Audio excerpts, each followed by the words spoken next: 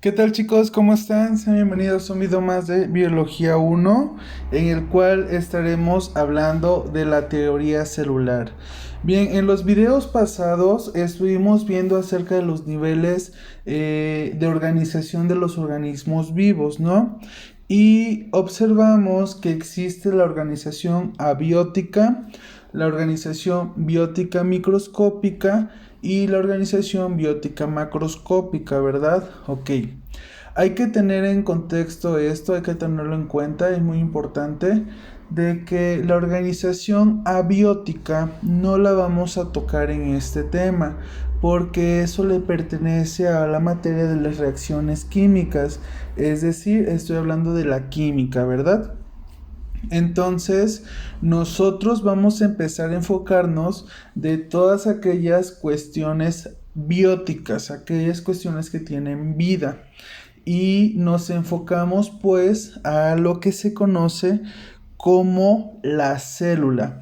Hay que recordar que veíamos nosotros que la organización biótica iniciaba con la célula, ¿verdad?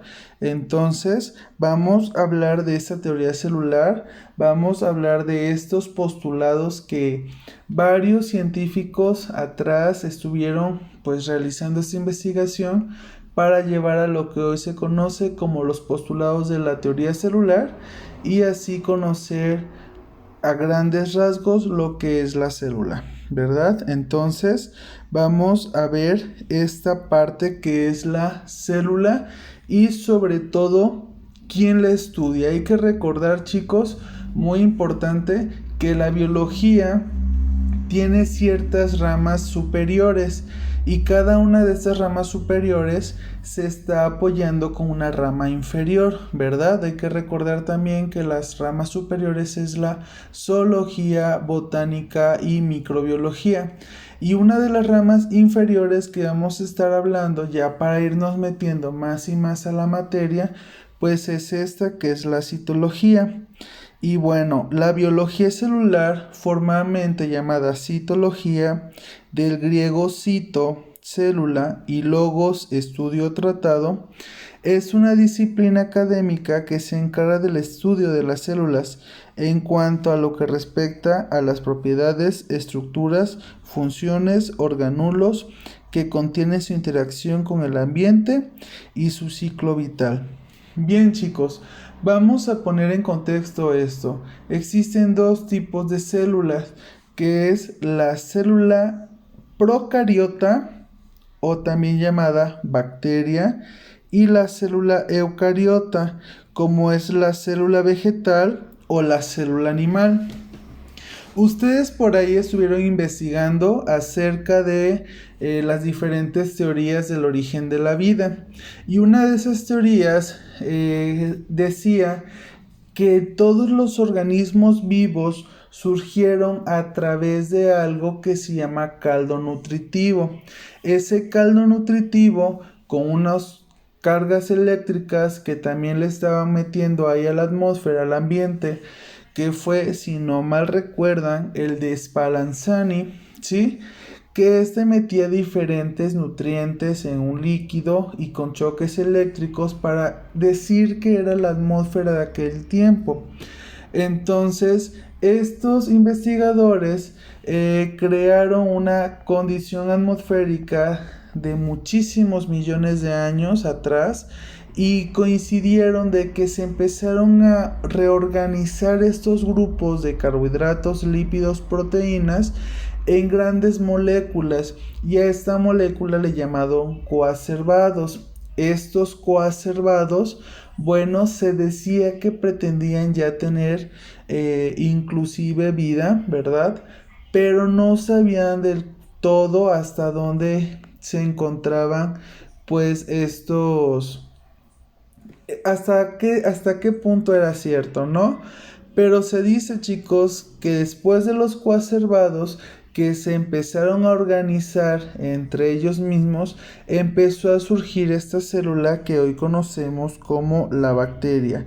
Y posteriormente la bacteria se organizó en otros conjuntos de organelos para formar lo que hoy conocemos como célula vegetal o célula animal, y esto nos lleva a lo que es la especiación dependiendo la adaptación por la evolución biológica, ¿verdad? Entonces vamos a ver cómo fue ese descubrimiento de la célula. Pues nos dice que con la invención del microorganismo óptico fue posible observar estructuras nunca antes vistas por el hombre. A estas estructuras se les conoce como células.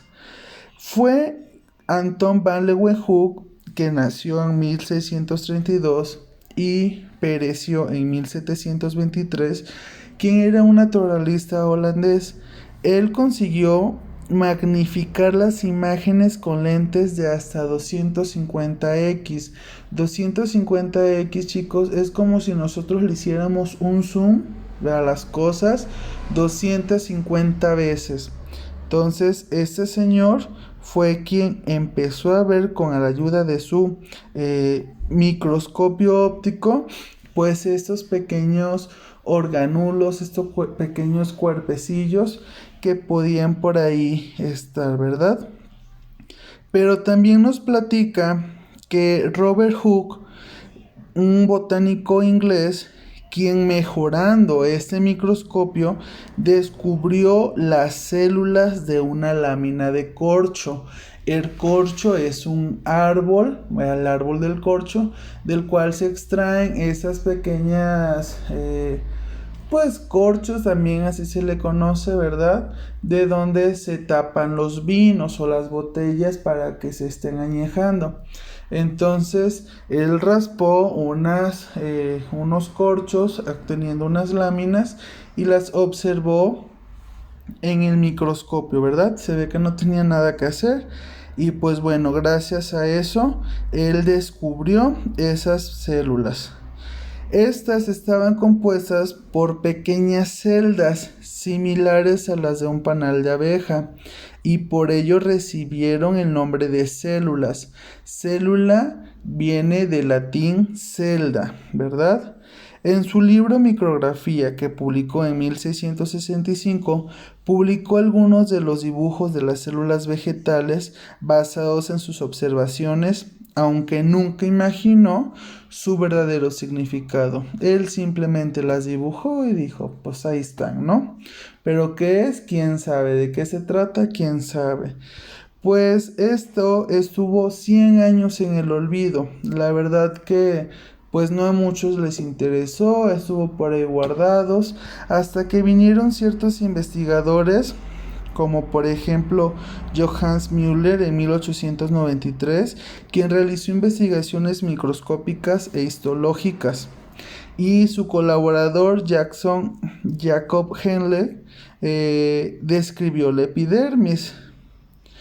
También otros científicos, como es el caso de en ese mismo año, pues Matthias Schleiden, un botánico alemán, construyó y utilizó pues unas acromáticas, ¿no? Algo que era para colorear estas células, ¿no? Hizo un invento para poder colorear las células y poderlas, pues ver más a profundidad, ¿no? Entonces, a raíz de esto, pues este señor Schleiden pues desarrolló algo que se conoce como la teoría celular. Al año siguiente, Theodor Schwann, un zoólogo y fisiólogo alemán, extendió esas teorías también a los animales, porque hay que recordar que esto se descubrió en un árbol de corcho, ¿no? Entonces, pues no solamente ocurre en las plantas, sino también en los animales, y pues bueno, ahí fue que unificaron la teoría. Rudolf Virchow, posteriormente, este médico patólogo, añadió postulados a esta teoría, gracias al descubrimiento de que las enfermedades surgen no en los órganos, porque se tenía en cuenta que las enfermedades eran de los órganos, pero no. tampoco era en los tejidos, sino se fue más para allá, es decir, formaba parte primaria en las células. ¿Dónde se originan las enfermedades? En las células, ¿verdad? Entonces Virchow descubrió eso. Así pues, con sus descubrimientos microscópicos por parte de los investigadores que han estado aportando el conocimiento de las diversas estructuras celulares, por ejemplo, el núcleo, el aparato de Golgi, los ribosomas, etcétera, ¿sí? Y la función que cada uno de ellos desempeña es como en el siglo XX los progresores de cito e histoquímica, también de la inmunoquímica, hicieron un microscopio que se llama microscopio electrónico, los cuales aportaron detalles a la ultraestructura celular, ¿sí? Entonces, fíjense qué tan importante es todo esto, ¿no? Ahora sí vamos a ver cuáles son estos postulados de la teoría celular. Y dice que todos los seres vivos están formados por células o por sus productos de secreción. La célula es la unidad estructural de la materia viva y una célula puede ser suficiente para constituir un organismo. Hay que recordar que esto nos lleva a lo que nosotros conocemos como el nivel de organización de los seres vivos, ¿verdad? Ok, ¿qué otra cosa nos dice? Bueno, nos dice que todas las células proceden, de una célula preexistente y estas empiezan a organizarse por división, ¿verdad? Entonces lo que se conoce como hominicélula es célula, ¿sí? Es decir, todas las células provienen de una célula. Otro postulado nos dice que las funciones vitales de los organismos ocurren dentro de las células o en su entorno inmediato, controladas por sustancias que ellas secretan. Cada célula es un sistema abierto que intercambia, materia y energía con su medio. En una célula caben todas las funciones vitales, de manera que basta una célula para tener un ser vivo. ¿Qué sería un ser unicelular? Hay que recordar que les había platicado que existen los unicelulares y los pluricelulares, ¿verdad? Entonces, con una sola célula como esta hace todas las funciones que nosotros hacemos como seres u organismos ya macroscópicos.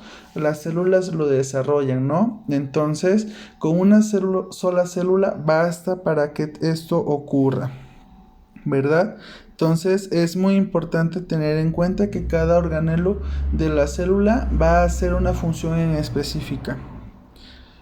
Cada célula contiene información hereditaria necesaria para el control de su propio ciclo y del desarrollo y el funcionamiento de un organismo de su especie, así como para la transformación de esa función. Pues era lo que ya les estaba platicando con anterioridad, que una sola célula puede hacer todo, es decir, se puede inclusive reproducir y va a tener hijas y las hijas se van a parecer a la célula madre. Entonces estas hijas tienen sus nietas y así sucesivamente, y teniendo lo que es cada una de ellas, como lo vemos en la imagen, pues parte del ADN de la madre, ¿no? Entonces es lo que nos está diciendo este postulado. Ok, pues bueno, hemos llegado al final de nuestro video. Espero que haya servido de mucho esta explicación. Nos vemos en la siguiente. Que estén bien. Hasta pronto.